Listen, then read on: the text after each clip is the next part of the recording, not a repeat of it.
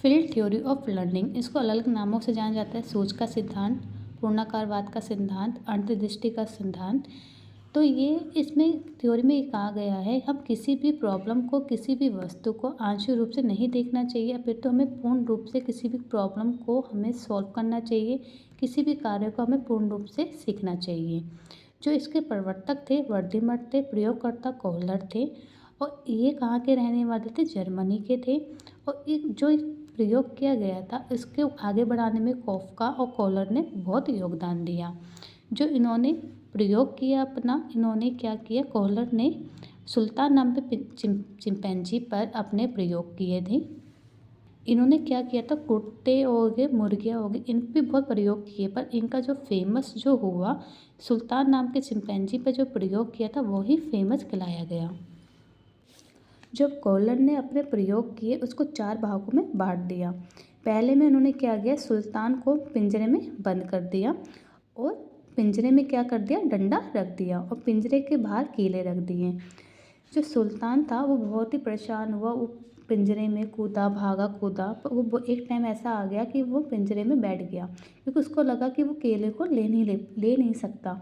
तो फिर उसको समझ आया, फिर थोड़ी देर बैठा, फिर उसने क्या किया, डंडा उठाया और पिंजरे के भाव डंडे से केले को अपनी तरफ खिसका दिया, उसको केला मिल गया। और जब दूसरा प्रयोग किया गया तो दूसरे में ये किया गया कि उन्होंने क्या किया, पिंजरे में 2 डंडे रख दिए और केले इतनी दूरी पे रख दिए कि वो एक डंडे की सहायता से भी उस केले को उठा नहीं सकता था।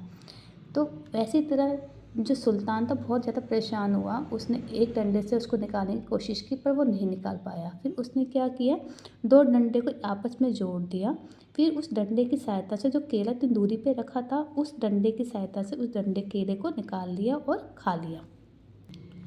और थर्ड प्रयोग में उन्होंने क्या किया, जो पिंजरे की छत थी उसमें केले लटका दिए और साथ में उस पिंजरे के अंदर एक सिंदूक रख दिया।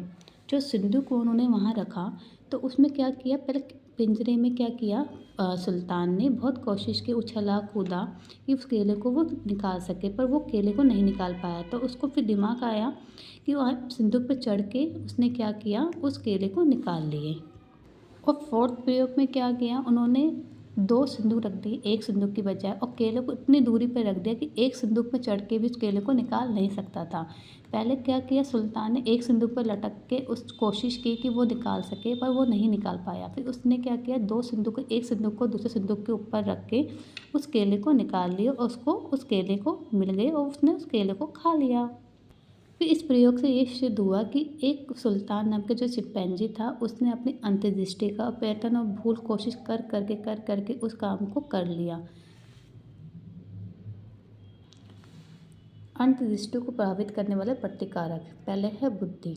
जो बुद्धि होती है प्राणियों में, मनुष्यों में बहुत ही अधिक होती है, इसलिए जो चिंपैंजी की अपेक्षा मनुष्य में अधिक बुद्धिमान होता है, इसलिए उसमें अंतर्दृष्टि अधिक पाई जाती है। जो एक मनुष्य होता है, एक इंसान होता है, उसमें अंतर्दृष्टि अधिक पाई जाती है और जो चिंपैंजी है उससे कम पाए। चिंपैंजी में क्या होता है, चिंपैंजी में बुद्धि कम होती है, मनुष्यों में बुद्धि ज़्यादा होती है। इसलिए कहा जाता है कि इंसान में अंतर्दृष्टि हो गई, मानसिक विकास हो गया, जानवरों से अधिक होता है। सेकेंड, अनुभव। जो भी हमारे अनुभव से हम किसी भी समस्या को सुलझा सकते हैं। हमारे पूर्व के अनुभव हमारे फ्यूचर के अनुभव में हमेशा हेल्पफुल होता है, हमेशा काम आते हैं। और जितने व्यक्ति को जितना अनुभव होता जाता है उस काम को जल्द से जल्दी और सरल से सरल तरीके से कर लेता है। समस्या का प्रत्यक्षीकरण, जब तक कोई भी समस्या पूर्ण रूप से किसी व्यक्ति के सामने नहीं होगी तब तक उसके व्यक्ति की अंतर्दृष्टि उत्पन्न नहीं हो सकती और उस किसी भी समस्या को वो सॉल्व नहीं कर सकता।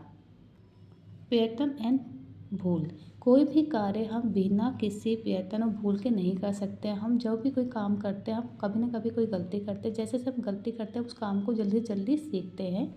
इसलिए कि अंतर्दृष्टि में मूल रूप से जो पैटर्न और भूल है रहता है, क्रिया कुछ भी हो मूल रूप से पैटर्न आवश्यक है, बिना किसी पैटर्न के हम कोई भी काम नहीं कर सकते हैं।